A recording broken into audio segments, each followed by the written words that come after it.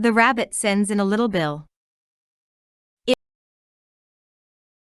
It was the white rabbit, trotting slowly back again, and looking anxiously about as it went, as if it had lost something, and she heard it muttering to itself, "The Duchess. The Duchess. Oh my dear paws. Oh my fur and whiskers. She'll get me executed, as sure as ferrets are ferrets. Where can I have dropped them, I wonder?" Alice guessed in a moment that it was looking for the fan and the pair of white kid gloves, and she very good-naturedly began hunting about for them, but they were nowhere to be seen. Everything seemed to have changed since her swim in the pool, and the great hall, with the glass table and the little door, had vanished completely.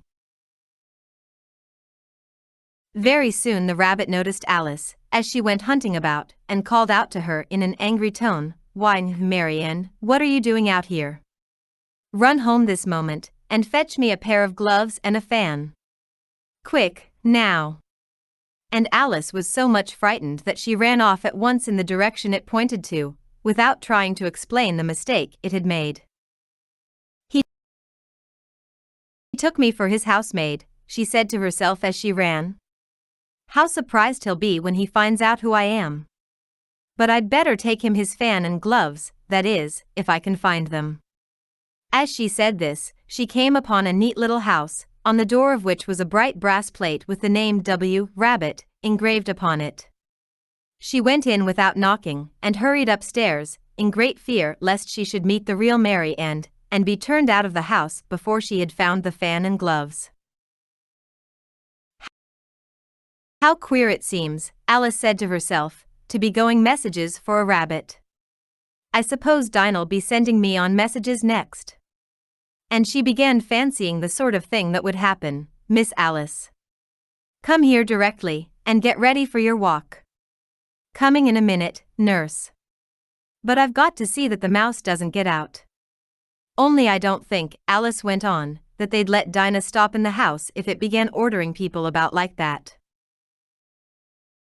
By this time she had found her way into a tidy little room with a table in the window, and on it, as she had hoped, a fan and 2 or 3 pairs of tiny white kid gloves. She took up the fan and a pair of the gloves, and was just going to leave the room, when her eye fell upon a little bottle that stood near the looking-glass.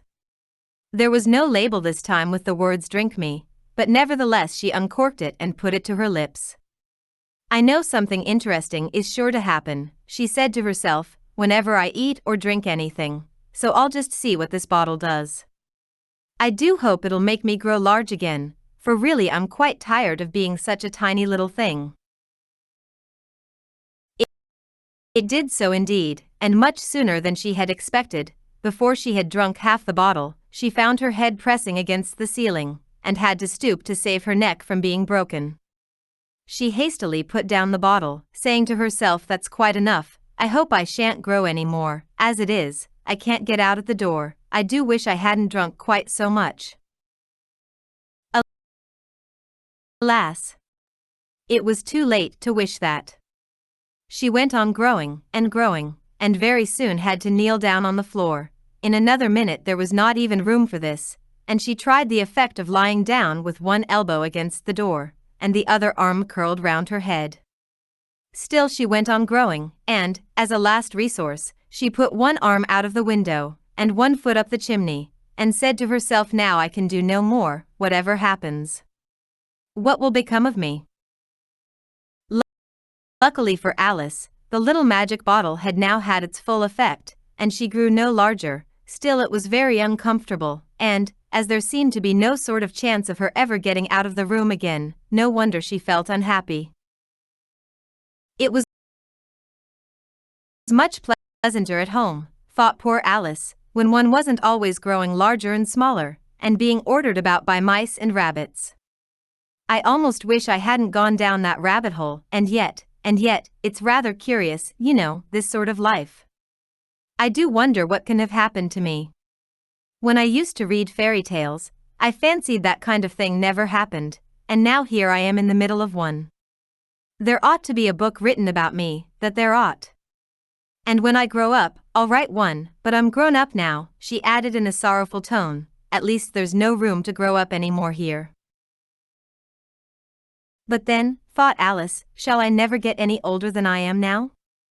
That'll be a comfort, one way, never to be an old woman, but then, always to have lessons to learn. Oh, I shouldn't like that. Oh, you foolish Alice, she answered herself. How can you learn lessons in here? Why, there's hardly room for you, and no room at all for any lesson books. And so she went on, taking first one side and then the other, and making quite a conversation of it altogether, but after a few minutes she heard a voice outside, and stopped to listen. Mary Ann, said the voice. Fetch me my gloves this moment. Then came a little pattering of feet on the stairs. Alice knew it was the rabbit coming to look for her, and she trembled till she shook the house, quite forgetting that she was now about 1,000 times as large as the rabbit, and had no reason to be afraid of it. Presently the rabbit came up to the door, and tried to open it, but, as the door opened inwards, and Alice's elbow was pressed hard against it, that attempt proved a failure. Alice heard it say to itself, then I'll go round and get in at the window. That you won't, thought Alice, and, after waiting till she fancied she heard the rabbit just under the window, she suddenly spread out her hand, and made a snatch in the air. She did not get hold of anything, but she heard a little shriek and a fall, and a crash of broken glass, from which she concluded that it was just possible it had fallen into a cucumber frame, or something of the sort. Next came an angry voice, the rabbit's is Pat. Pat. Where are you? And then a voice she had never heard before, sure then I'm here. Digging for apples, your honor. Digging for apples, indeed, said the rabbit angrily. Here. Come and help me out of this. Sounds of more broken glass. Now tell me, Pat, what's that in the window? Sure, it's an arm, your honor. He pronounced it arum. An arm, you goose. Whoever saw one that size? Why, it fills the whole window. Sure, it does, your honor, but it's an arm for all that. Well, it's got no business there, at any rate, go and take it away. There was a long silence after this, and Alice could only hear whispers now and then, such as, sure, I don't like it, your honor, at all, at all. Do as I tell you, you coward, and at last she spread out her hand again, and made another snatch in the air. This time there were 2 little shrieks, and more sounds of broken glass. What a number of cucumber frames there must be, thought Alice. I wonder what they'll do next. As for pulling me out of the window, I only wish they could. I'm sure I don't want to stay in here any longer. She waited for some time without hearing anything more. At last came a rumbling of little cartwheels, and the sound of a good many voices all talking together. She made out the words, where's the other ladder? Why, I hadn't to bring but one, Bill's got the other, Bill. Fetch it here, lad, here, put 'em up at this corner, no, tie 'em together first, they don't reach half high enough yet, oh. They'll do well enough, don't be particular, here, Bill. Catch hold of this rope, will the roof bear, mind that loose slate, oh, it's coming down. Heads below. A loud crash. Now, who did that? It was Bill, I fancy. Who's to go down the chimney? Nay, I shan't. You do it, that I won't then. Bill's to go down, here, Bill. The master says you're to go down the chimney. Oh. So Bill's got to come down the chimney, has he? Said Alice to herself. Shy, they seem to put everything upon Bill. I wouldn't be in Bill's place for a good deal. This fireplace is narrow, to be sure, but I think I can kick a little. She drew her foot as far down the chimney as she could, and waited till she heard a little animal, she couldn't guess of what sort it was, scratching and scrambling about in the chimney close above her. Then, saying to herself this is Bill, she gave one sharp kick, and waited to see what would happen next. The first thing she heard was a general chorus of there goes Bill, then the rabbit's voice along, catch him, you by the hedge, then silence, and then another confusion of voices, hold up his head, brandy now, don't choke him, how was it, old fellow? What happened to you? Tell us all about it. Last came a little feeble, squeaking voice. That's Bill, thought Alice. Well, I hardly know, no more, thank ye. I'm better now, but I'm a deal too flustered to tell you. All I know is, something comes at me like a jack-in-the-box, and up I goes like a skyrocket. So you did, old fellow, said the others. We must burn the house down, said the rabbit's voice, and Alice called out as loud as she could, if you do, I'll set Dinah at you. There was a dead silence instantly, and Alice thought to herself, I wonder what they will do next. If they had any sense, they'd take the roof off. After a minute or two, they began moving about again, and Alice heard the rabbit say, a barrowful will do, to begin with. A barrowful of what, thought Alice, but she had not long to doubt, for the next moment a shower of little pebbles came rattling in at the window, and some of them hit her in the face. I'll put a stop to this, she said to herself, and shouted out, you'd better not do that again, which produced another dead silence. Alice noticed with some surprise that the pebbles were all turning into little cakes as they lay on the floor, and a bright idea came into her head. If I eat one of these cakes, she thought, it's sure to make some change in my size, and as it can't possibly make me larger, it must make me smaller, I suppose. So she swallowed one of the cakes, and was delighted to find that she began shrinking directly. As soon as she was small enough to get through the door, she ran out of the house, and found quite a crowd of little animals and birds waiting outside. The poor little lizard, Bill, was in the middle, being held up by 2 guinea pigs, who were giving it something out of a bottle. They all made a rush at Alice the moment she appeared, but she ran off as hard as she could, and soon found herself safe in a thick wood. The first thing I've got to do, said Alice to herself, as she wandered about in the wood, is to grow to my right size again, and the second thing is to find my way into that lovely garden. I think that will be the best plan.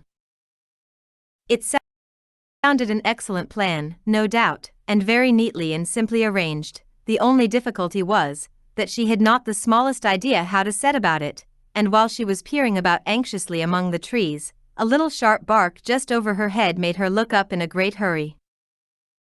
An enormous puppy was looking down at her with large round eyes, and feebly stretching out one paw, trying to touch her. Poor little thing, said Alice in a coaxing tone, and she tried hard to whistle to it, but she was terribly frightened all the time at the thought that it might be hungry, in which case it would be very likely to eat her up in spite of all her coaxing. Hardly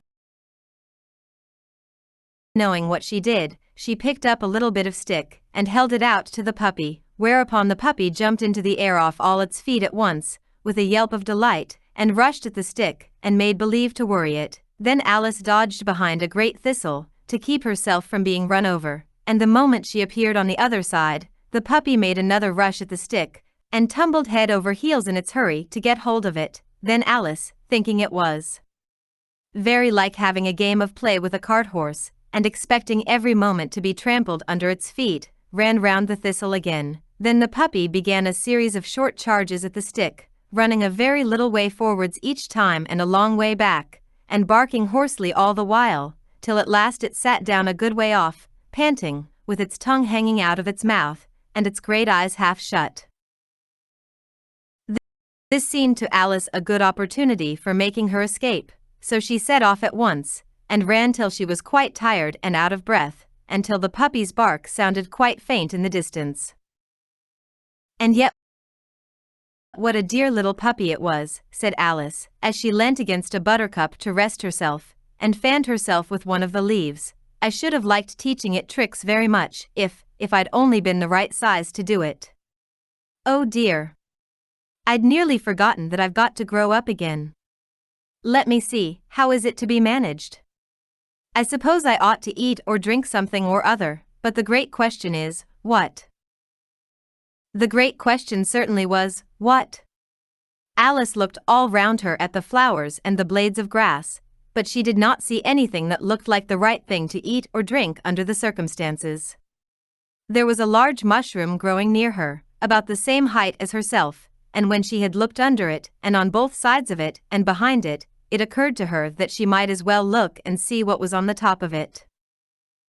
She stretched herself up on tiptoe, and peeped over the edge of the mushroom, and her eyes immediately met those of a large blue caterpillar, that was sitting on the top with its arms folded, quietly smoking a long hookah, and taking not the smallest notice of her or of anything else.